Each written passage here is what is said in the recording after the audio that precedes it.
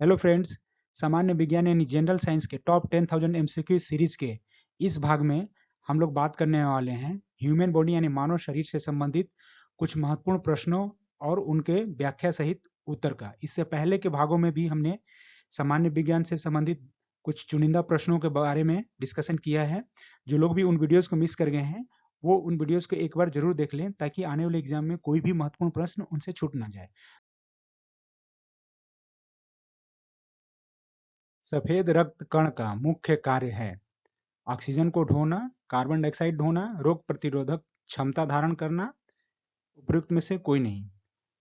सही उत्तर इसका होगा रोग प्रतिरोधक क्षमता धारण करना। सफेद रक्त कोशिकाएं, इनका मुख्य कार्य होता है शरीर को संक्रमण और बीमारी से बचाना। जब मानव शरीर पर बैक्टीरिया या वायरस हमला करते हैं तो हमारे खून में मौजूद सफेद रक्त कोशिकाएं उनसे डटकर सामना करती हैं, जिन्हें लिम्फोसाइट्स कहते हैं। उच्च लिम्फोसाइट्स रक्त स्तर अक्सर संकेत देते हैं कि आपका शरीर संक्रमण या अन्य सूजन की स्थिति से जूझ रहा है।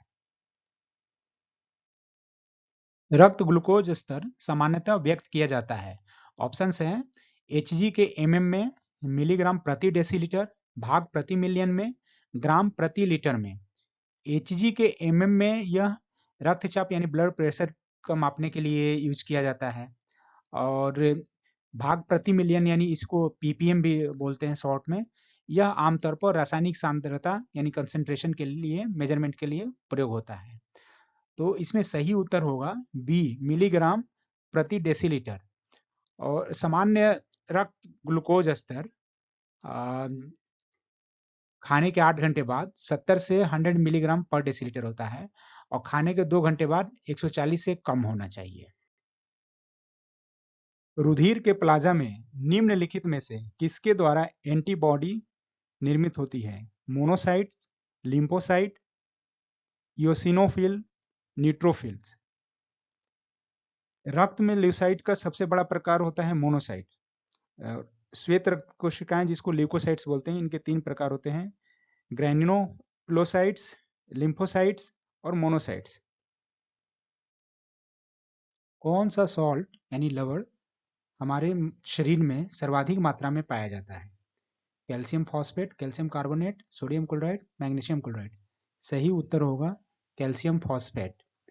यह मुख्य रूप से हड्डियों और दांतों का निर्माण करता है। मानव रक्त की श्यानता का कारण है, श्यानता यानी कि विस्कोसिटी। रक्त में प्रोटीन, प्लाज्मा में बीमाणु यानी प्लेटलेट्स, और रक्त में आरबीसी तथा डब्ल्यूबीसी, या ऑल ऑफ द एबव। इसका सही उत्तर है ऑल ऑफ द एबव, यानी कि प्रोटीन, प्लेटलेट्स और डब्ल्यूबीसी, आरबीसी सबके वजह से ये विस्कस होता है ब्लड। रक्त का थक्का बनने में फाइब्रिनोजिन को फाइब्रिन के परिवर्तन में भाग लेने वाला एंजाइम है। फाइब्रिनोजिन से फाइब्रिन बन रहा है। ऑप्शन है पेप्सिन, माल्टेज, थ्रोम्बिन, प्रोथ्रोम्बिन। इसका सही उत्तर होगा थ्रोम्बिन। चोट लगने पर रक्त प्रवाह को रोकने के लिए थ्रोम्बोप्लास्टिन सक्रिय हो जाता है। यह प्रोथ्रोम्बिन को थ्रोम्बिन में बदलता है। थ्रोम्बिन फाइब्रिनोजिन को फाइब्रिन में बदल देता है, जो रक्त के थक्के का निर्माण करता है। रुधिर में श्वेत रक्त कणिकाओं की अत्यधिक मात्रा में उपस्थित को रोग विज्ञान की भाषा में कहते हैं, यानी व्हाइट ब्लड सेल ज्यादा हो जाता है, उस कंडीशन को क्या बोलते हैं? Anoxia, leukaemia, anaemia, सेप्टिमिसिया।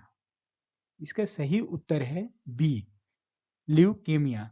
एनोक्सिया क्या है?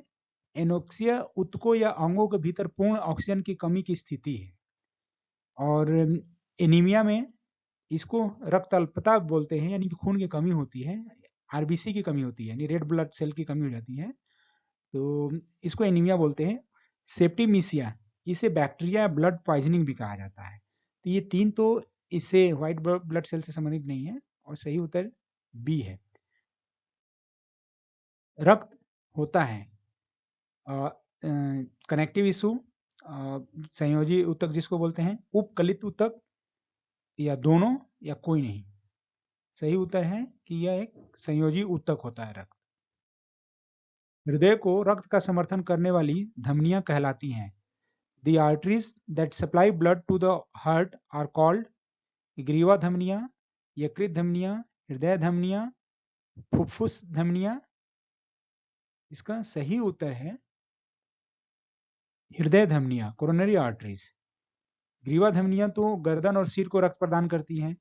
यकृत को रक्त देती है हेप्टिक आर्टरीज।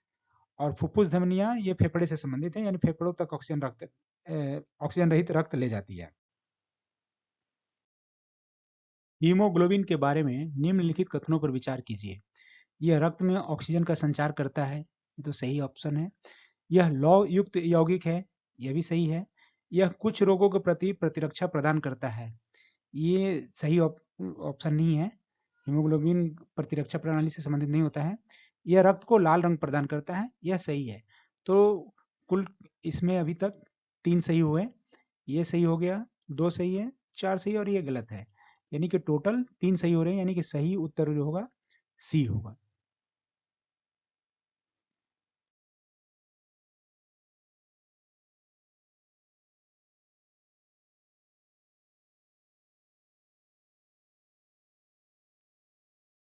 निम्नलिखित में से कौन सा जीव द्विकोष्ठीय हृदय वाला होता है? मेंढक, बंदर, खरगोश, मछली। मेंढक जो होता है त्रिकोष्ठीय होता है, 3 चैम्बर्ड हृदय होता है, 2 अत्रियम होता है और 1 नीलियम होता है, निलय होता है। और बंदर और खरगोश ये दोनों जो होते हैं चतुष्ट कोष्ठीय यानी 4 चैम्बर्ड है, यानी कि इसमें हृदय के पार्ट में इसमें 2 अत्रियम होता है और 2 निलय होते हैं, जैसे मनुष्य में होता है। और मछली का जो होता है ये द्विकोष्ठीय होता है। आरएच फैक्टर का नाम किससे संबंधित है? भालू से, बंदर से, मनुष्य से, बिल्ली से। ये सही उत्तर बंदर से है, रिसस मंकी से संबंधित होता है। रुधिर प्रदान के दौरान किस रुधिर समूह का व्यक्ति सार्वभौमिक दाता होता है, यानी यूनिवर्सल डोनर जिसको बोलते हैं? तो एबी समूह का, ए समूह का, बी समूह का, ओ समूह का। इसका सही उत्तर होगा डी, ओ समूह। इसको यूनिवर्सल डोनर बोलते हैं, यानी कि सार्वभौमिक दाता। ये किसी को भी रक्त दे सकता है, किसी भी समूह को। एक विवाहित दंपति ने एक बालक को गोद लिया। इसके कुछ वर्ष उपरांत उन्हें जुड़वा पुत्र हुए। दंपति में एक का रक्त वर्ग ए बी पॉजिटिव है और दूसरे का ओ नेगेटिव है। तीनों पुत्रों में से एक का रक्त वर्ग ए, दूसरे का बी और तीसरे का ओ है। गोद लिए गए पुत्र का रक्त वर्ग कौन सा है? एक फॉर्मूला होता है, जब माता पिता का ओ रक्त होता है तो उनकी संतानों का भी ओ ही होगा। जब ए बी माता पिता होंगे तो कभी भी ओ संतानें नहीं होंगी, ठीक है। और ओ और ए बी वाले पेरेंट्स होंगे तो उनकी संतान हमेशा ए बी होगी, ओ नहीं हो सकती। यहाँ पे एक पेरेंट का ए बी है, दूसरे का ओ है, और ए बी और ओ मिलके क्या बनाते हैं? ये हमेशा ए या बी बनाएंगे। तो ये दो बच्चे जो हैं ए और बी, ये निश्चित तौर पर से इनके ही होंगे, क्योंकि ए बी प्लस ओ ये कभी भी ओ नहीं हो सकता, ओ नहीं बन सकता। यानी कि ये जो ओ वाला पुत्र है ये निश्चित तौर पर गोद लिया हुआ है, तो सही उत्तर होगा ओ पॉजिटिव। निम्न रक्त वर्ग सार्वत्रिक दाता होता है। The following blood group is a universal donor. इसका सही उत्तर है ओ। रुधिर प्रदान के दौरान किस रुधिर समूह का व्यक्ति सार्वभौमिक प्राप्त करता होता है? अभी तक यूनिवर्सल डोनर पढ़े थे, ये यूनिवर्सल रिसिपिएंट है, यानी सभी से ये रक्त प्राप्त कर सकता है। तो इसमें सही उत्तर होगा ए बी। ए बी समूह का पर्सन जो होगा वो किसी से भी रक्त ले सकता है। ए बी रक्त वर्ग वाले व्यक्ति को कभी कभी सार्विक रक्त आदाता कहा जाता है, क्योंकि उसके रक्त में प्रतिजन का अभाव हो जाता है, उसके रक्त में प्रतिपिंड का अभाव हो जाता है, उसके रक्त में प्रतिजन और प्रतिपिंड का अभाव हो जाता है, उसके रक्त में प्रतिपिंड उपस्थित होते हैं। ये एबी में इसमें दोनों एंटीजन होते हैं एक्चुअली, लेकिन प्लाज्मा में कोई एंटीबॉडी नहीं होता है। तो इसका सही उत्तर होगा कि उसके रक्त में प्रतिपिंड का अभाव हो जाता है, यानी एंटीबॉडीज का अभाव होता है, इसलिए रक्तदाता कहा जाता है। वह आयन जो रुधिर प्लाज्मा में उपस्थित नहीं होता है, Na+, magnesium plus, calcium plus, Cu+। सही उत्तर है ये Cu+ यानी कॉपर प्लाज्मा में उपस्थित नहीं होता है। हमारे शरीर में रक्त का दाब होता है। The pressure of blood in our body is, वायुमंडलीय दाब से कम होगा क्या उससे ज्यादा होगा या बराबर होगा, या इनमें से कोई सही नहीं है। ये बहुत अच्छा क्वेश्चन है। इसका सही उत्तर होगा कि वायुमंडलीय दाब के बराबर होता है। इस अंग को आरबीसी यानी लाल रुधिर कोशिकाओं का कब्रिस्तान कहा जाता है। तो इस ऑप्शन है प्लीहा, हृदय, वृक्क, यकृत यानी लीवर। इसका सही उत्तर होगा प्लीहा, जिसको स्प्लीन बोलते हैं। ये प्लीहा जो है यहाँ स्टोमक के पीछे में यहाँ पे रहता है। मानव शरीर में रक्तचाप नियंत्रित होता है, ब्लड प्रेशर जो है किससे रेगुलेट होता है, बॉडी में जो भी ब्लड प्रेशर होता है। तो अधिवृक्क ग्रंथि यानी कि एड्रेनल ग्लैंड जिसको बोलते हैं, पित्तपिंड यानी कि कॉर्पस ल्यूटम से, थाइमस ग्लैंड से, या थायराइड ग्लैंड से। तो ये बीपी जो है यानी ब्लड प्रेशर, ये हमारे थाइमस ग्रंथि जो होती है इससे नियंत्रित होता है। पेस मेकर निम्न में से किस नाम से भी जाना जाता है, एसे नोड्स, एवी नोड्स, हिस की पोटली, कॉर्डे टेंडिनी। इसका सही उत्तर है एसे नोड। एसे नोड को बोलते हैं सिनोएट्रियल नोड। और एवी नोड्स क्या है, यह एसे नोड के बाद विद्युत संकेतों को आगे बढ़ाता है, लेकिन पेस मेकर नहीं कहलाता है। हिस की पोटली क्या है, हृदय की विद्युत चालन प्रणाली का एक महत्वपूर्ण हिस्सा, क्योंकि यह एवी नोड से आवेगों को प्रसारित करता है। ये तंतु कॉर्डे टेंडिनी जो है, ये तंतु दिल के वाल्व को उल्टा मुड़ने से रोकते हैं। यानी सारे हृदय से संबंधित है, लेकिन पेसमेकर से संबंधित ऐसे नोड है। सर्वप्रथम मानव हृदय प्रत्यारोपण कहाँ हुआ था, ट्रांसप्लांट मतलब हार्ट ट्रांसप्लांट, अमेरिका में, फ्रांस में, दक्षिण अफ्रीका में, इंग्लैंड में। पहला मानव हृदय प्रत्यारोपण 3 दिसंबर 1967 को दक्षिण अफ्रीका के केप टाउन नामक शहर में हुआ था, और ये क्रिस्टियान बर्नार्ड नामक एक सर्जन द्वारा किया गया था। तो सही उत्तर है इसका सी। हृदय कब आराम करता है, कभी भी नहीं करता, सोते समय करता है, या दो धड़कनों के बीच में करता है, यौगिक आसन करते समय होता है। सही उत्तर क्या होगा, ये दो धड़कनों के बीच में रेस्ट करता है। इनमें से रक्त दाब का मापक यंत्र कौन सा है, अनिमोमीटर, स्पिग्मोमैनोमीटर, एमीटर, स्फेरोमीटर।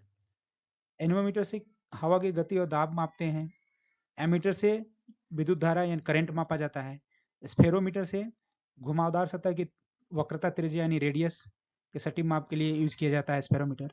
ये जो है यह यंत्र शायद आप पहचान रहे होंगे, ये हॉस्पिटल वगैरह में मिल जाता है, स्पिग्मोमैनोमीटर बोलते हैं। तो इससे ब्लड प्रेशर यानी रक्त का दाब मापा जाता है। तो सही उत्तर होगा बी।